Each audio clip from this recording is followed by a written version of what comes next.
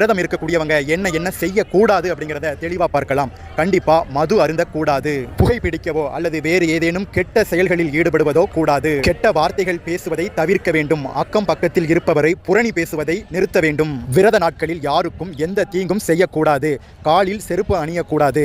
ஒருவேளை நீங்கள் பார்க்கக்கூடிய வேலைக்கு காலில் ஷூ போடணும் அப்படின்னா போட்டுக்கலாம். சுத்தமான போர்வையை தரையில் விரித்து அதில் தான் தூங்க வேண்டும், பெட்ல தூங்கக்கூடாது. உடல்வலி கால்வலிக்காக மருத்துவ சிகிச்சையில் இருக்கீங்கன்னா நீங்கள் பெட்ல படுத்துக்கலாம். மாமிசம் அப்படிங்கிறத நினைச்சு கூட பார்க்க கூடாது. நீங்க இந்த 7 நாளுமே நான்வெஜ் சாப்பிடவே கூடாது. முக்கியமா முருகப்பெருமானுக்கு விரதம் இருக்கிறவங்க இறந்தவங்க வீட்டிற்கு போகக்கூடாது. உங்க உறவினர்ல யாருடைய பெண்ணாவது பூ படைந்தால் அந்த வீட்டிற்கும் போகக்கூடாது. விரத நேரத்தில் பகல் நேரம் முழுவதும் தூங்கவே கூடாது. முருகனை ஆராதனை செஞ்சுக்கிட்டே இருக்கணும். உங்களுக்கு என்ன வேணுமோ அதை கொடுமுருகா கொடுமுருகா கொடுமுருகான்னு கேட்டுக்கிட்டே இருக்கணும். இரவு நேர பணியில இருக்கிறவங்க பகல்ல தூங்கிக்கலாம், இரவுல தூங்கவே கூடாது. இரவு நேரத்தில் ஓம் சரவணபவ ஓம் சரவணபவன்னு சொல்லிக்கிட்டே இருக்கணும். உங்களுக்கு என்ன வேணுமோ அது வேணும் வேணும் கொடுமுருகான்னு கேட்டுக்கிட்டே இருக்கணும்.